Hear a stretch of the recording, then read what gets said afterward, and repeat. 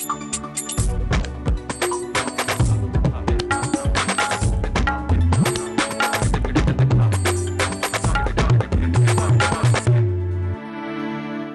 علیکم ناظرین، جیو نیوز پر آپ دیکھ رہے ہیں آپس کی بات اور میں ہوں منیب فاروق۔ ناظرین، آج پاکستان کی پارلیمنٹ میں بجلی کی سی تیزی دیکھی گئی اور بجلی کے اوپر ہی بحث ہوئی، لتے لیے گئے حکومت کے اور کہا گیا کہ جب تک پیپلز پارٹی کی حکومت موجود ہے عوام کے دکھوں کا مداوع نہیں ہو سکتا۔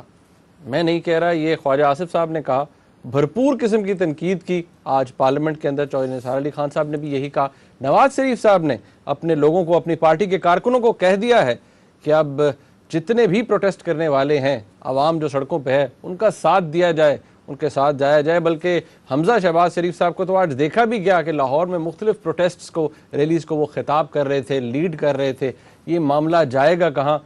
کیا شیپ نکلے گی اس کی؟ اور کیا یہ وہی لمحہ ہے جس کا نواز شریف صاحب انتظار کر رہے تھے؟ کوئی ایسا کرائسس بنے جس کی وجہ سے وہ پھر اس پہ کیپٹلائز کر لیں۔ اے پی سی کا پہاڑ بہت بڑا تھا، وہ کھدا، لیکن کیا چوہا نکلا یا کچھ بھی نہ نکلا؟ جی ہاں، آپ کو یاد ہوگا کہ کچھ عرصہ پہلے جب ہم ڈسکس کر رہے تھے کہ میاں صاحب کی پولیٹیکل ٹیکٹکس اور اسٹریٹجی کیا ہوگی، تو میں نے آپ سے عرض کیا تھا میاں صاحب کو ارلی الیکشن سوٹ کرتا ہے، لیٹ الیکشن اب نہیں سوٹ کرتا، اور عمران خان صاحب کو تھوڑی لیٹ الیکشن سوٹ کرتی۔ اور میں نے آپ سے عرض کیا تھا کہ اب اگلے 2-3 مہینے میں میاں صاحب ٹیمپو کو بلڈ کریں گے اور انتظار کریں گے کہ دو چیزوں کا، ایک یہ کہ امریکہ اور پاکستان کے درمیان کشیدگیاں بڑھے، کوئی کلیش کا موقع ملے اور نیشنلزم کا پرابلم آئے پاکستان میں، اور یہ عوام کے ساتھ کھڑے ہو کے حکومت کو کمزور کریں اور تنقید کریں۔ اور دوسرا یہ کہ یہ جو اکنامک کرائسس چل رہی ہے، میں نے آپ سے عرض کیا تھا کہ یہ چھوٹے چھوٹے آگ ہر جگہ پہ لگی ہوئی ہے ملک میں، اور یہ کہیں بھی کچھ نہ کچھ ہو سکتا ہے۔ اور غالباً میں نے آپ سے یہ بھی کہا تھا کہ بجلی کا جو مسئلہ ہے یہ اتنی جلدی جانے والا نہیں ہے، اور کسی نہ کسی سٹیج پہ یہ اگر سنجیدہ ہو گیا تو میاں صاحب ضرور اس کا فائدہ اٹھانے کی کوشش کریں گے، کیونکہ یہ فیڈرل گورنمنٹ کا مسئلہ ہے، یہ پروونشل گورنمنٹ اس میں انوالو نہیں ہے۔ اور بالکل ایسے ہی ہو رہا ہے کہ میاں صاحب نے دیکھا کہ پہلے ایک موقع ملا جہاں امریکہ اور پاکستان کے درمیان کانٹرڈکشن ہوا، مگر میاں صاحب فیصلہ نہیں کر پائے کہ اس سٹیج پہ کیا کرنا چاہیے، اور غالباً انہوں نے پھر یہ فیصلہ کیا کہ نہیں، اس وقت سارا ملک حکومت اور فوج کے پیچھے کھڑا ہے، اور اگر انہوں نے زیادہ تنقید فوج کی کر دی یا حکومت کی کر دی تو ایسے نہ لگے کہ امریکہ کا ساتھ دے رہے ہیں یا ان کی طرف ٹلٹ کر رہے ہیں۔ اس لیے شروع میں تو انہوں نے میرا خیال ہے پارلیمنٹ کے اندر کوئی چھوٹی موٹی من کی کہ ہاں دال میں کچھ کالا ہے یا نہیں ہے، مگر بعد میں آپ نے دیکھا اے پی سی کے دوران ہی کہہ دیا انہوں نے، ہاں انہوں نے اسی کے دوران کہہ دیا کہ نہیں، basically the PMLN lined up behind the government and actually behind the army. اور پھر چودھری نثار نے بھی یہ کہا کہ بڑا کمزور ریزولوشن آ رہا تھا اور ہم نے ریزولوشن کو تکڑا کیا، تو بیسکلی تکڑا ریزولوشن جو کیا ہے وہ تو فوج کا ساتھ دیا ہے نا، تو اس لیے میں سمجھتا ہوں کہ وہ تو موقع ہاتھ سے چلا گیا۔ نہ میاں صاحب نے کوئی خاص اینٹی گورنمنٹ اور اینٹی آرمی پوزیشن لی، نہ انہوں نے خاص کوئی اسٹرانگ اینٹی امریکن پوزیشن لی۔ جیسے فار ایگزامپل عمران خان صاحب نے کوشش کی تھی شروع میں کہ وہ تھوڑی سی لیں، مگر وہ بھی پھر تھوڑا سا سوری کر کے پیچھے ہٹ گئے، اور he went along with the consensus۔ تو میرا خیال ہے اس وقت فوج کی طرف سے یہی اشارہ اور دباؤ آ رہا تھا کہ یہ مناسب ہے ریزولوشن، اس سے آگے ہمیں نہیں بڑھنا چاہیے، اور ساری سیاسی جماعتیں پھر ان کے پیچھے لگ گئیں۔ تو وہ تو موقع چلا گیا گورنمنٹ کو ڈی اسٹیبلائز کرنے کا، کیونکہ اگر اس گورنمنٹ کو ڈی اسٹیبلائز کرتے تو یہ خدشہ تھا یا یہ الزام لگ سکتا تھا کہ آپ اس وقت ہمیں کمزور کر رہے ہیں، اور اس وقت تو ہمیں یکجہتی کا اظہار کرنا چاہیے، مضبوط ہونا چاہیے۔ تو اب یہ جو دوسری چیز ہے، یہ جو لوڈ شیڈنگ ہو رہی ہے، اس میں کوئی شک نہیں ہے کہ میاں صاحب نے اب اس کو کسی قسم کی بھی اکنامک کرائسس آئے گی جس کا تعلق فیڈرل گورنمنٹ سے ہوگا، خواہ وہ پیٹرولیم پرائسز ہو، خواہ وہ بجلی کی لوڈ شیڈنگ ہو، خواہ وہ ان امپلائمنٹس کے مسئلے ہوں جس کا تعلق فیڈرل گورنمنٹ سے ہے، تو میاں صاحب بالکل اس کا فائدہ اٹھائیں گے، اور اب آپ نے دیکھا کہ میاں صاحب اس کا فائدہ اٹھا رہے ہیں اور وپ اپ کر رہے ہیں اینٹی گورنمنٹ ایجیٹیشن۔ اچھا سیٹھی صاحب، یہ کل ہمارے اخبار دا نیوز کے اندر ایک وکی لیک بھی شائع کی گئی تھی اتوار کے روز، جس میں، اور وہ نومبر 2009 کی تھی غالباً، اور اس میں کہا گیا تھا کہ پرائم منسٹر صاحب نے اس خدشے کا اظہار کیا تھا کہ یہ جو انرجی کرائسس ہے، بجلی کا بحران جو ہے، جب یہ بڑھے گا تو رائٹس بھی ہو سکتے ہیں, دنگا فساد بھی ہو سکتا ہے. آج ہم دیکھ رہے ہیں کیونکہ عوام جو ہیں وہ سراپا احتجاج ہیں. ان حالات میں ان کا کیا تعلق بنتا ہے؟ یہ بجلی کا ایک دم اتنا بحران آ جانا, 7,000 میگا واٹ سے اوپر چلا جانا کرائسس, اور جو شارٹ فال ہے, اس کا کتنا تعلق ہے ہمارے بیرونی حالات کے ساتھ, پاکستان کے جو چل رہے ہیں آج کل؟ اس کا ہے بھی اور نہیں بھی ہے. کیسے نہیں ہے؟ یہ بیسکلی اندرونی معاملات ہیں کہ ایک طرف حکومت کے پاس پیسے نہیں ہیں تیل خریدنے کے لیے, اور جو سرکولر ڈیٹ جس کی بات آپ کرتے ہیں کہ کوئی 250 ارب روپیہ گورنمنٹ نے پیپکو نے دینا ہے, اور آگے گورنمنٹ نے اس کا پیپکو کا کوئی 150 ارب روپیہ دینا ہے. تو پیپکو نے آگے جو آئل پروڈیوسرز ہیں, آئل سپلائرز ہیں, ریفائنریز ہیں, وابڈا ہے جن سے خریدتی ہے, تو وہ مطلب ہے یہ ایک تو یہ اندرونی معاملہ چل رہا ہے مس مینجمنٹ کا, جیسے آپ سمجھیں. گورنمنٹ کے پاس پیسے ہی نہیں ہیں لوگوں کو پیسے دینے کے لیے تاکہ تیل خریدا جائے اور امپورٹ کیا جائے اور اس سے بجلی بنے.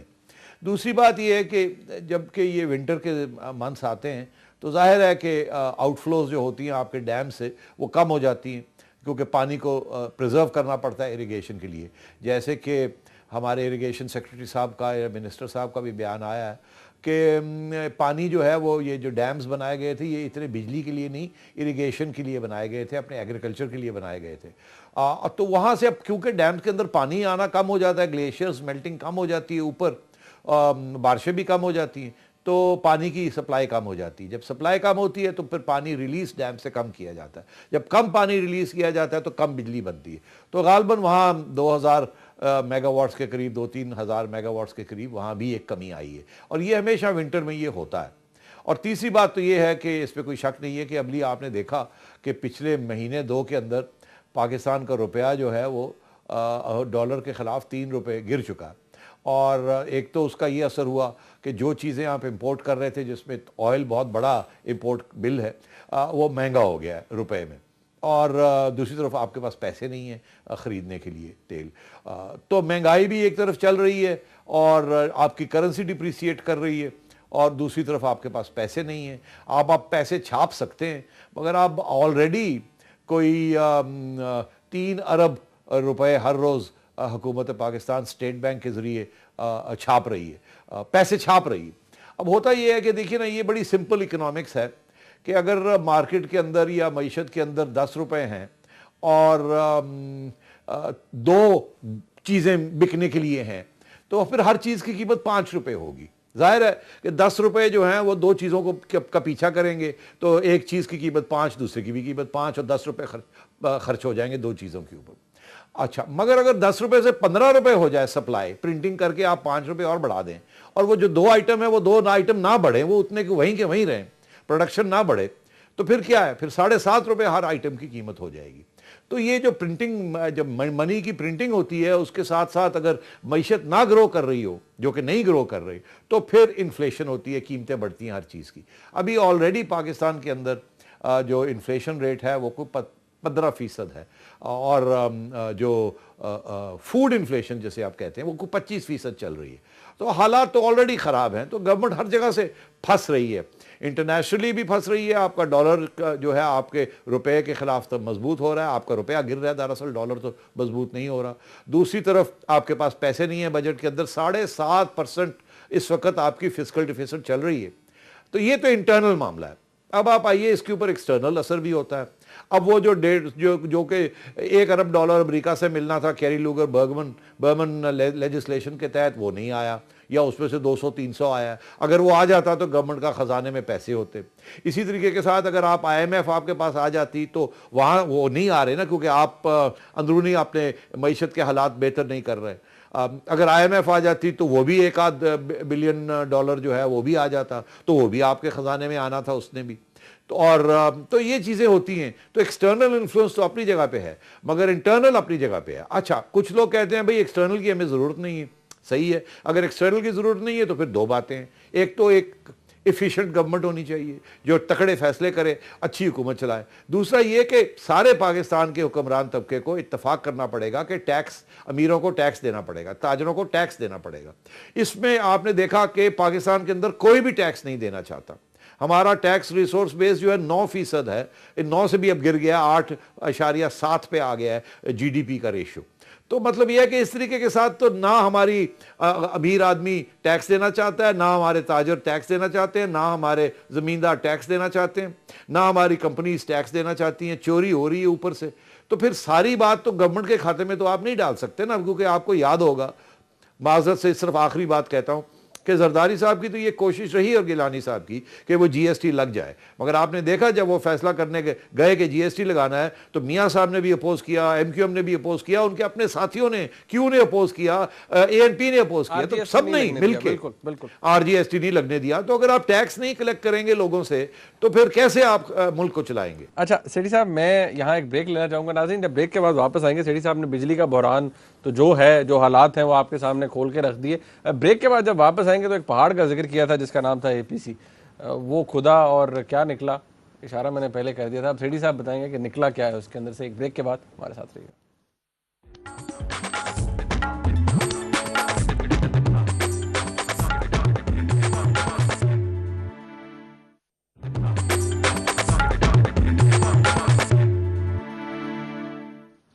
ناظرین اے پی سی کا بڑا چرچا سنا ہوگا آپ نے، ایسی اے پی سیز پہلے بھی ہوتی رہی ہیں. اس کا بھی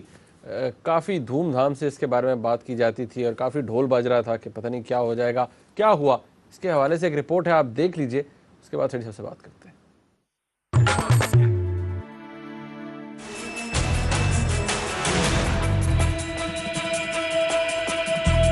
ایڈمرل مائک ملن کو آئی ایس آئی اور پاکستان پر جس الزام تراشی کا بخار چڑھا، اس سے پاک امریکہ تعلقات میں جو تلخی پیدا ہوئی، اس کے پیش نظر پاکستان کی عسکری اور سیاسی قیادت سر جوڑ کر بیٹھی اور ایک 13 نکاتی قرارداد منظور کر کے اٹھی، جس میں گیو پیس اے چانس کے الفاظ استعمال کیے گئے اور فیصلہ یہ کیا گیا کہ قبائلی علاقوں میں دہشت گردی کے مسائل کا حل بات چیت کے ذریعے نکالا جائے اور ایک پارلیمانی کمیٹی قائم کی جائے جو موجودہ قرارداد اور اس سے پچھلی قراردادوں پر عمل درآمد کا جائزہ لے کر عوام کو آگاہ رکھے گی. اس کانفرنس کو جہاں کچھ لیڈران نے آرمی چیف سے تبادلہ خیال کی بجائے تبادلہ تعارفی کارڈز کا سنہری موقع جانا، وہیں مسلم لیگ نون کے قائد نواز شریف نے آئی ایس آئی کے سربراہ جنرل پاشا سے کہہ ہی ڈالا کہ دال میں کچھ تو کالا ہے، آخر کچھ تو ہے جس کے لیے دنیا شور مچا رہی ہے. جس پر جنرل پاشا سے پہلے جماعت اسلامی کے امیر منور حسن صاحب میدان میں آئے اور ذرائع تو کہتے ہیں کہ میاں صاحب کو کہہ ہی ڈالا کہ میاں صاحب معاملے کی نزاکت کو سمجھیے، جبکہ محمود خان اچکزئی نے تو کہہ ہی ڈالا کہ اگر آئی ایس آئی چاہے تو افغانستان میں 1 مہینے میں امن ہو سکتا ہے. اس اے پی سی کے بعد مولانا فضل الرحمان نے ایک پریس کانفرنس میں کہا کہ پاکستان کو اپنا طالبان کارڈ نہایت احتیاط سے استعمال کرنا چاہیے اور ساتھ ہی اس خطرے کی طرف بھی اشارہ کر دیا کہ پاکستان پر اقوام متحدہ کے ذریعے پابندیوں اور کوئٹہ شورا کا معاملہ بھی اٹھائے جانے کا خطرہ موجود ہے. اور بعد میں اپنی ہونے والی پریس کانفرنس میں نواز شریف نے تو کہہ دیا کہ اگر غلطیاں کی ہیں تو مان لی جائیں. ساتھ ہی اس مطالبے کا ذکر بھی کر دیا کہ امریکہ سے لین دین کا اگر کوئی معاہدہ ہے تو پارلیمنٹ کے سامنے لایا جائے، جس پہ جناب وزیر اعظم صاحب نے فرمایا کہ ہمارا امریکہ سے کوئی معاہدہ نہیں. سوال تو یہ ہے کہ دہشت گردی کے خلاف جنگ کے اس موڑ پر آ کر یہ کہنا کہ مذاکرات کا راستہ لیا جائے، کیا اس سے یہ ثابت ہوتا ہے کہ اب تک ہماری فوج غلط جنگ لڑ رہی تھی؟ اگر مذاکرات کا راستہ بھی لیا جائے تو اس کا مینڈیٹ کس کے پاس ہوگا؟ کون فیصلہ کرے گا کہ کن سے بات ہونی چاہیے اور کن سے نہیں؟ سوال تو یہ بھی ہے کہ ان مذاکرات کا طریقہ کار کیا ہوگا اور پہلے ہونے والے امن مذاکرات اور ان مذاکرات میں کیا فرق ہوگا؟ سیٹھی صاحب ڈائریکٹلی آپ ہی سے پوچھ لیتا ہوں، یہ اے پی سی جو ہوئی اس کا آرکیٹیکٹ کون تھا؟ آئیڈیا اور اس کو جو پورا آئیڈیا کنسیو ہوا کہ یہ اے پی سی بلائی جائے اور اس سے کیا فائدے حاصل کیے جائیں، کس کا آئیڈیا ہو سکتا ہے؟ یار دیکھیے، آئیڈیا کی تو بات نہیں ہے، یہ تو بڑی سیدھی سی بات ہے کہ حکومت اور فوج کی لیڈرشپ نے یہ فیصلہ کیا کہ 2 ریزنز ہیں جس کی وجہ سے اس قسم کی ایک پارلیمنٹ کا ایک اجلاس ہونا چاہیے اور اس قسم کی باتیں ہونی چاہیے اور کچھ پیغام امریکہ کو اور پاکستان کی عوام کو دینا چاہیے. دونوں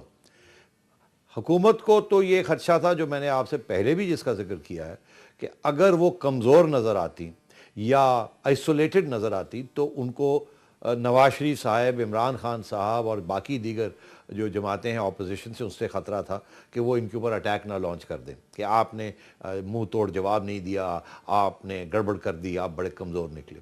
تو ایک طرف تو یہ پریشر تھا کہ ان کو ساتھ کسی طریقے سے ایک پلیٹ فارم پہ لایا جائے تاکہ یہ ساتھی بن جائیں، اپوزیشن میں نہ رہیں، اندر آ جائیں، باہر نہ بیٹھیں، اور اندر آ کے جو فیصلہ ہوگا پھر اس کی ذمہ داری ان کو بھی لینی پڑے گی، پھر یہ تنقید نہیں کر سکیں گے۔ تو یہ حکومت کی طرف سے تو یہ بالکل صحیح سیاسی سوچ تھی۔ فوج کی طرف سے سوچ یہ تھی کہ اگر سب آ جاتے ہیں پارلیمنٹ کے اندر، فوج، گورنمنٹ اور اپوزیشن، تو پھر ایک آواز سے ہم ایک فیصلہ کریں گے، ایک سمجھوتا ہوگا، ایک ریزولوشن نکلے گا جس کی ملکیت سب کی ہوگی، اور وہ پیغام پھر ہم امریکہ کو بھیجیں گے کہ سارا پاکستان ایک ہی صفحے پہ ہے، سب ایک ہی آواز سے امریکہ کو پیغام بھجوا رہے ہیں۔ تو اس لیے میرا خیال ہے آپ اس کی آرکیٹیکٹ کی بات کرتے ہیں، آرکیٹیکٹ اس کے دو تھے، جنرل کیانی اور پریزیڈنٹ زرداری، اور پرائم منسٹر صاحب نے پھر اس کو انیشیٹ کیا، فون وون کیے، سب کو اکٹھا کر کے پلیز پلیز پلیز کر کے سب کو اکٹھے کر کے لے آئے۔ اور میرا خیال ہے میڈیا کا بھی اس میں ایک رول تھا، جب کہ انیشیٹو لے لیا گیا تو پھر میڈیا نے بھی اس کو سپورٹ کیا، کیونکہ میرا خیال ہے میڈیا کا بھی یہ نیشنلزم کا جو ابھر رہی تھی، وہ میڈیا بھی یہی چاہتا تھا کہ ایک آواز کے ساتھ امریکہ کا جواب دیا جائے۔ اچھا سیٹھی صاحب، ایک اور بات کہ یہاں بہت سی پولیٹیکل پارٹیز کو بلایا گیا، ان پارٹیز کو بھی جن کی کوئی پارلیمنٹری ریپرزنٹیشن نہیں ہے، کوئی سیٹ نہیں ہے، کچھ تو ایک فرد پہ مشتمل پارٹیز ہیں، کچھ ایسے گروہ ہیں جن کے لیڈران کو بلایا گیا، تو بہت اچنبے کی بات سمجھی گئی۔ یہ کیوں ہوا؟ اور خاص طور پر جو بلوچی رہنما ہیں ان میں سے بہت سے ایسے ہیں، میجورٹی ایسی ہے جن کو نہیں بلایا گیا، اور جس طرح مینگل صاحب نے تو آنے سے منع کر دیا، لیکن سردار حاصل بزنجو ہیں اور بہت سے لیڈرز ہیں جن کو نہیں بلایا گیا۔ جی ہاں، میرا خیال ہے کہ بلانے میں تو حرج نہیں ہے، جتنے لوگ آ جائیں اتنا اچھا ہے، پارلیمنٹ کے اندر ہوں یا نہ ہوں، کیونکہ جو باہر رہ جاتے ہیں پھر وہ تنقید کرتے ہیں، اور وہ تنقید اور حکومت کی اور ریزولوشن کی انہوں نے زیادہ تنقید کرنی تھی اگر نہ بلایا جاتا، تو اچھا ہے سب کو بلا لیا گیا، جو الیکٹڈ ہے بھی اور جو نہیں بھی ہیں، یہ تو اچھی پالیسی تھی۔ جہاں تک بلوچستان کا مسئلہ، میرا خیال ہے وہاں یہ فکر تھا، کیونکہ بلوچستان میں اچھی خاصی گڑبڑ ہو رہی ہے اور ساری جگہ سے ہی ہو رہی ہے، حکومت کی طرف سے بھی، فوج کی طرف سے بھی، بلوچ نیشنلسٹ کی طرف سے بھی، اور وہاں حالات اس قسم کے ہیں کہ جذبات بہت ہائی ہیں۔ تو اگر بلوچستان کے لیڈرز جن کو نہیں بلانا چاہیے تھا، مگر ان کے ساتھ پہلے کچھ مرم پٹی کی ضرورت تھی، جو کہ شاید ٹائم نہیں تھا۔ فکر شاید یہ ہوگا کہ اگر یہ آ گئے اور انہوں نے آ کے وہاں یہ ایک پلیٹ فارم کسی اور مقصد کے لیے نہ استعمال کر لیں، تو اس لیے میرا خیال ہے تھوڑا سا کترائے ہوں گے حکومت والے بھی اور فوج والے بھی، کیونکہ ایک ہی جگہ پہ اگر آپ نے دیکھا محمود خان اچکزئی صاحب نے تو کھڑے ہو کے اٹھا کر کے بات کر دی، تو اگر وہاں دو بلوچستان کے لیڈرز ہوتے جو آج کل وہاں بڑی دباؤ میں ہیں فوج کی انٹیلیجنس ایجنسیوں سے، تو شاید وہ اور بھی کچھ نہ وہ اور بھی کوئی بات کر سکتے تھے، تو اس کے ساتھ ماحول بگڑ جاتا، اور جو پیغام دینا چاہ رہا تھا پاکستان وہ شاید پیغام میں ڈائلیوشن ہو جائے۔ اچھا سیٹھی صاحب، یہ آپ نے اچکزئی صاحب کا خود ہی ذکر کر دیا، آپ کو کیا لگتا ہے جو سٹیٹمنٹ ان کی تھی وہ یہ تھی کہ مطلب جو کوٹ کی گئی کہ اگر ISI چاہے تو افغانستان میں ایک ہی ماہ میں امن ہو سکتا ہے، امن قائم کیا جا سکتا ہے، اور نواز شریف صاحب نے بھی ساتھ یہ کہہ دیا، کہا جاتا ہے انہوں نے پاشا صاحب سے سوال کیا کہ کچھ تو ہے کہ پوری دنیا شور مچا رہی ہے۔ یہ میرا خیال ہے یہ ابتدائی میں جو شروع کے جو خیالات کا اظہار ہوا، بعد میں آپ نے دیکھا وہ سارے دونوں حضرات پیچھے ہٹ گئے۔ اچکزئی صاحب کہتے ہیں 30 ڈیز کے اندر اگر ISI چاہے تو افغانستان کا مسئلہ حل ہو سکتا ہے، یہ ویسے ہی ہے جیسے عمران خان صاحب کہتے ہیں کہ 3 مہینے میں پاکستان کی کرپشن ختم کر دوں گا،